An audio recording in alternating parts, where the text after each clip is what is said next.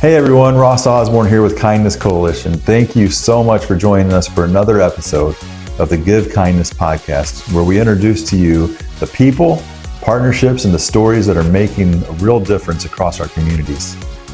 Today, Kelsey sits down with our Director of NeighborLink Engagement, Peyton Hirt, to answer some of the most common questions about NeighborLink and like what is it, who it's for, how to request help, and how you can become a volunteer. If you've ever wondered how ordinary people can make an extraordinary impact right in their own community, this conversation is for you. So sit back, relax, and listen to this interview. Here's Kelsey and Peyton. Hello everybody, welcome back to another episode of the Give Kindness podcast. I'm Kelsey Hirt, and today I'm sitting here with Peyton Hirt, who is the Director of NeighborLink Engagement, and he also happens to be my husband. So I'm very happy to be here with you today. Peyton is going to dive into what NeighborLink is. He's going to address maybe any questions you may have, viewers, or misconceptions that there may be. Yes, I'm looking forward to it. Thanks for having me. Of course. So starting off, what drew you to NeighborLink?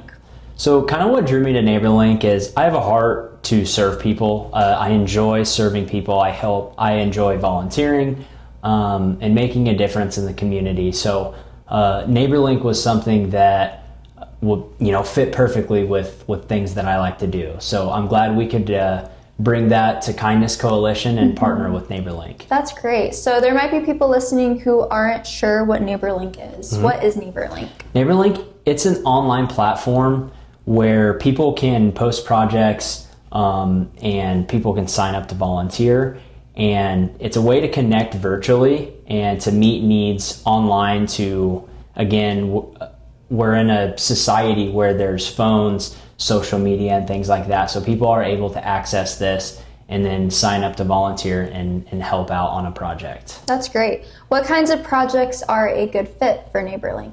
Some good fits for projects for NeighborLink is simple things, right? Things that people aren't capable to do. If you are not capable to, maybe pick up sticks or mow your lawn, or maybe it's as simple as changing a light bulb, climbing a ladder, changing batteries on a fire alarm, whatever that may be, we want to help and serve in that way. How impactful. Yeah. That's great. Yes. So on the flip side, what kind of projects are not intended for NeighborLink? Yes, great question. I'm actually going to read off my notes just to make sure that I hit everything here. So some kind of things that NeighborLink is not intended for. NeighborLink isn't designed for emergencies, ongoing professional services, or projects that require licensed contractors.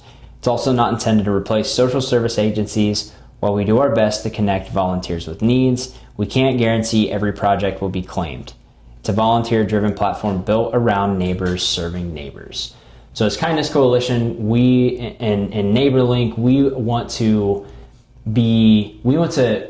go alongside other nonprofits and other agencies that help people and do it that way. But we also, again, we don't want to steal the jobs of licensed contractors and things like that. We want to help people that are in dire need for that. That's great. That's good. So once, let's say I'm requesting help. Let's say I go on Kindness Coalition website, mm-hmm. and then I go under the section of NeighborLink, and I want to submit a project or request help. Who can request help? Who can request help mm-hmm. is anybody. Anybody okay. can request help.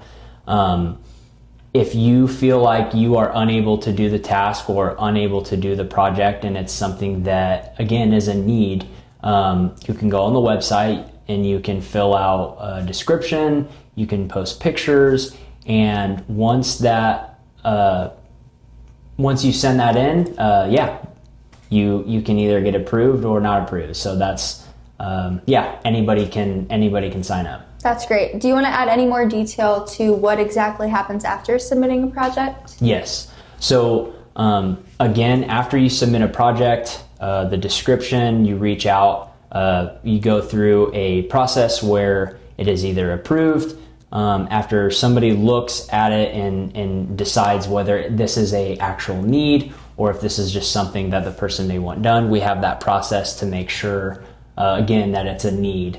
that someone might need. So that's great. yeah. So let's say somebody listening wants to volunteer. How do they get started? So if somebody wants to volunteer, you go to our website, which we'll put right here. And there is a NeighborLink section where you will click on that and it will take you to NeighborLink.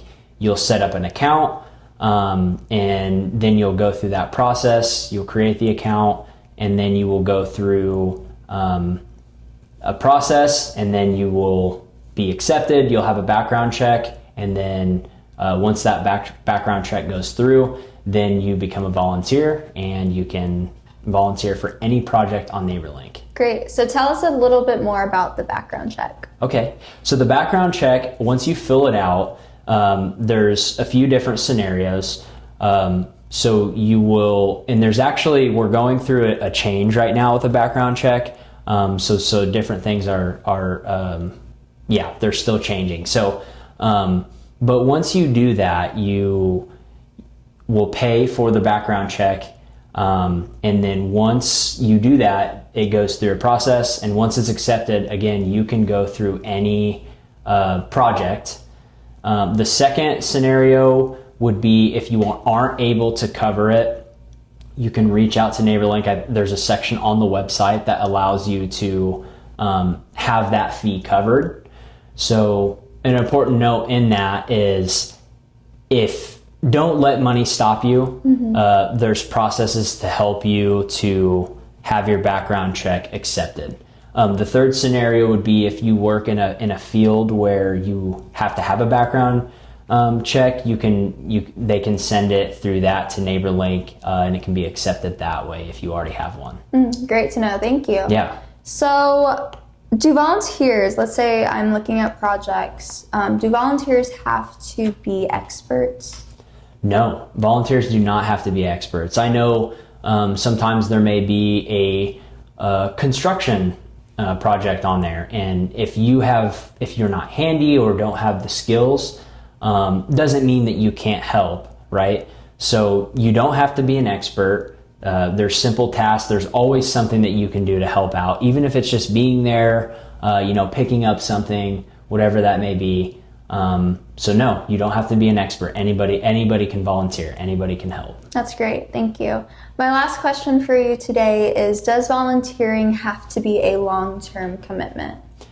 That's a good question. No, volunteering does not have to be a long-term commitment, because you can do it whenever, right? It doesn't have to be like, hey, I have to do this once a week every Monday. Right? It's if I have the time, if I have the skills to be able to help and volunteer, I'm going to go do it. So, yeah.